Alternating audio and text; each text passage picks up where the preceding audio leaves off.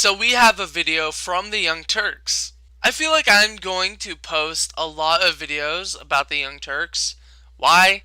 Because I hate them. No, just kidding. I don't hate the Young Turks. It's just so easy to point out their flaws and twisted narratives when watching their videos. Listen, every once in a while, TYT will say something substantial. I agree with the main point of the video that this thing was overblown, but let me show you what I mean about Cenk and show you when he blatantly lies and twists the narrative. Commonplace. If you're at a Trump rally and you dare disagree, they shred you. And then if you're lucky, the cops come and rescue you. If you're not lucky, the cops come and arrest you, as we've seen many, many times. Maybe in this case, he didn't get arrested because he was a Republican.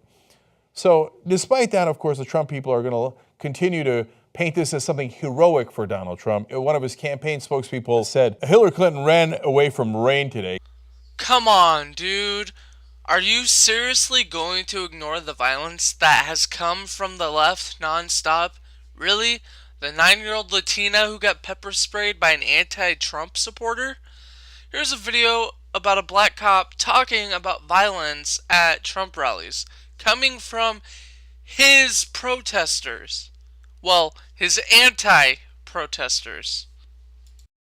What's going on Facebook? It's B. Tatum. I'm making this video to give you guys some insight on my experience at a Donald Trump rally.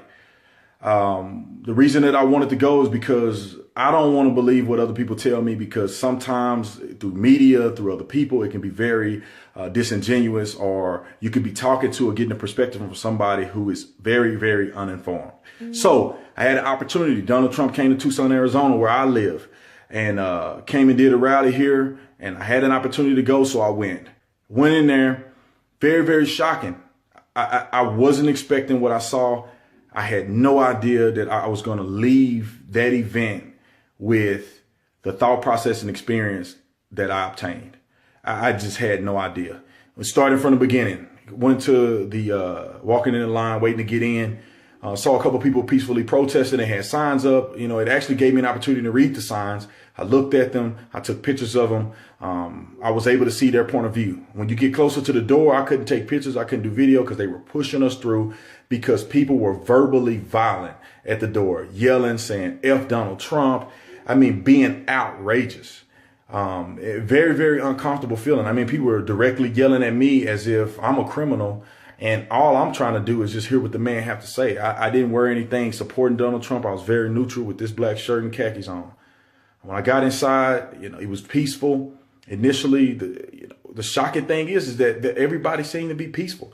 There wasn't a lot of hatred and maliciousness going on and lashing out at the protesters. Initially, there was nothing like that. And I didn't get that impression at all. So he's not violating constitutional rights when he was kicking people out. And I could say this point blank, that he didn't randomly kick people out. A lot of times it wasn't really him that was even addressing these people. Before he ever came out, they made an announcement and said, you are not to harm protesters. You are not to get in a physical altercation with them, that the security staff will escort them out. And that was another thing that I didn't see portrayed. I don't see portrayed in the media, is that they gave a disclaimer and said, don't hurt these people. You don't need to do this. So moving forward during the event, I mean, these people were acting a fool.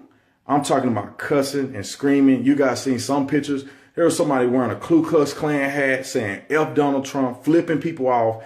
The group that I posted were yelling F Donald Trump in front of these kids. Downpour in Florida, and she had to cancel an appearance there. Trump is back on stage minutes after an assassination attempt. Yeah, except it wasn't an assassination attempt, and you know it. The Secret Service said, no, he was just the calmest protester in American history. Oh my God, we're so heroic. But to be fair to Trump, there was an assassination attempt on him earlier. Yeah, you're right. We do know it, and they ended up reporting on it saying, yeah, no, it turns out it wasn't an assassination attempt. Reporters like to jump the gun. It's funny, you're shitting on mainstream media because it deserves to be shit on, but you're twisting it to make you look good. When I think most people with a rational brain can twist the mainstream media to be up Hillary Clinton's ass. I feel like we're the only ones who covered it. Yes, if you can go, you can Google it. It exists. It actually happened. But it's amazing how little coverage it got. It was this guy named Michael Sanford. Okay, I am going to stop you right there. It was all over my Facebook page, all over my Facebook news feed, excuse me, and my liberal friends were saying that they wished that it would have happened. I wish I would have screenshotted it, but I didn't think I'd be making this video later on down the line. People did cover it. Otherwise, you wouldn't have been able to Google it, just like he told us to, if nobody covered it. I remember seeing it on Now This. This hurts my brain. And it's so obvious, too. And he wanted to assassinate Donald Trump. It's just amazing, man. This whole election has been an education for me because I didn't know how race obsessed this country was. People say, oh, you cover race stories too much. No, no, no.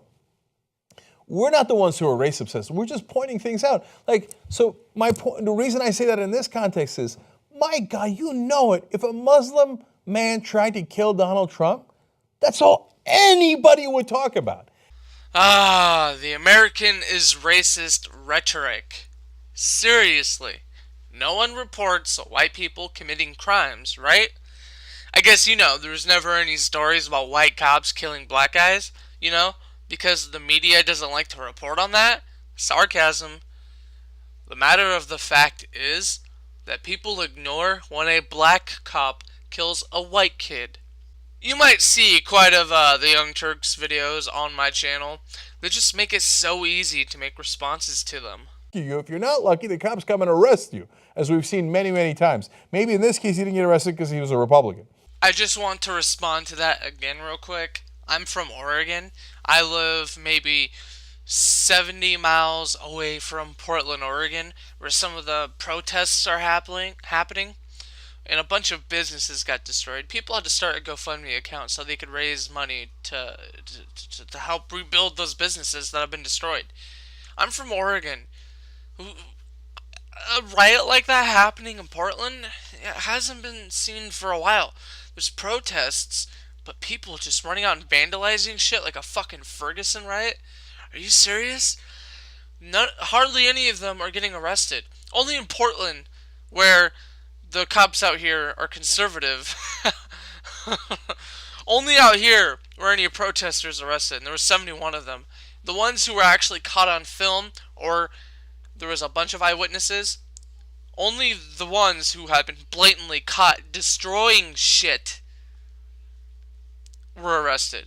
There were people going through and destroying every windshield in the city. And you know what's funny about the Portland protesters? They're destroying the vehicles of the people that voted for their candidate. Because Portland went fucking blue. Alright, guys. Renegade Slogan Media. The roasting by Slogan of Logan. Have a good one.